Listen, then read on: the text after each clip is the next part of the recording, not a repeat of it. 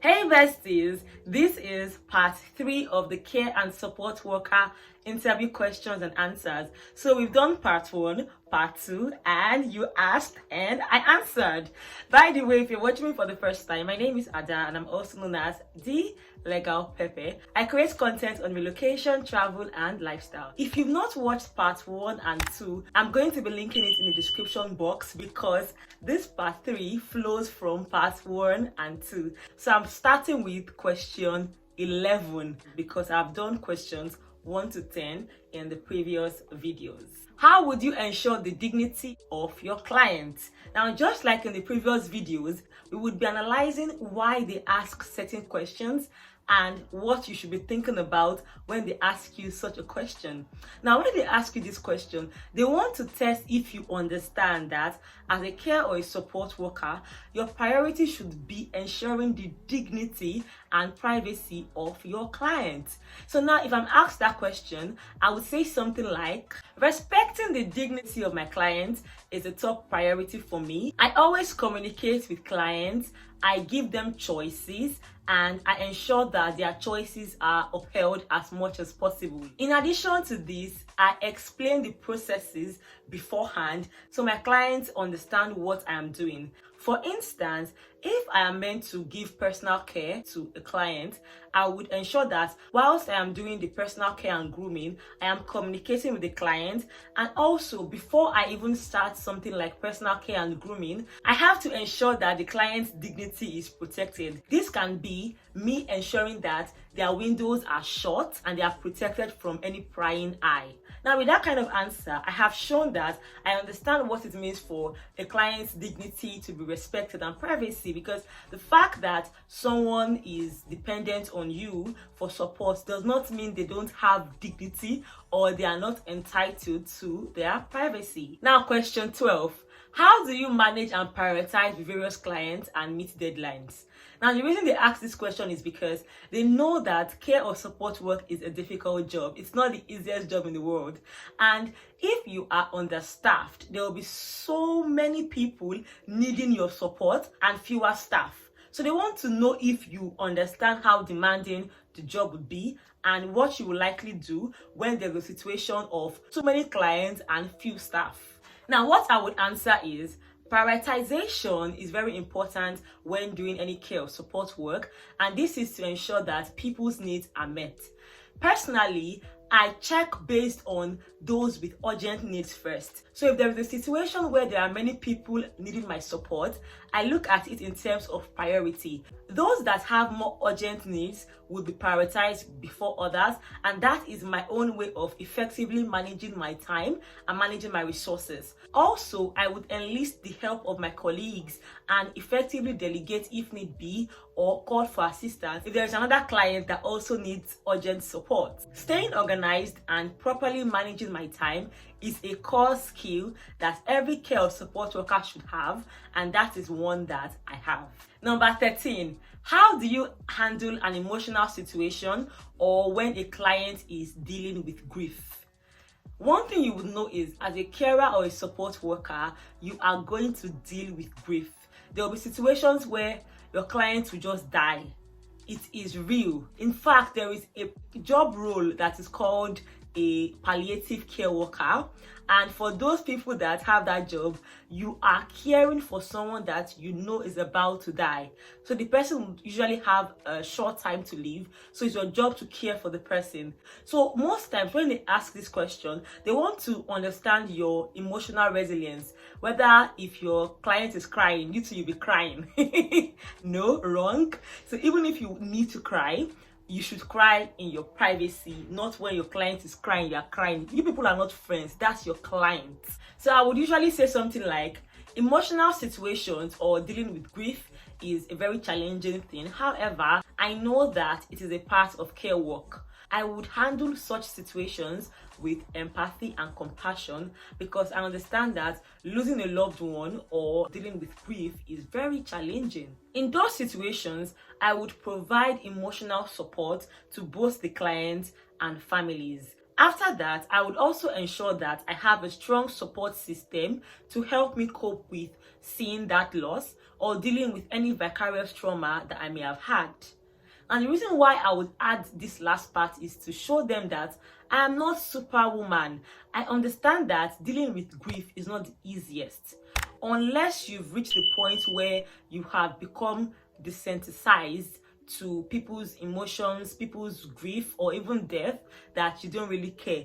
But human nature, even if you and the client may not have worked for a long time, hearing that someone has died is not the best situation at all. So you most likely would feel a certain type of way. So it's important to communicate to the employer that on one hand, you're going to emotionally support your clients with empathy, with compassion. Then after that, you would also ensure that you have a strong support system so that you can be able to cope with all that's happened. Question 14. How do you handle privacy and maintain the confidentiality of your clients?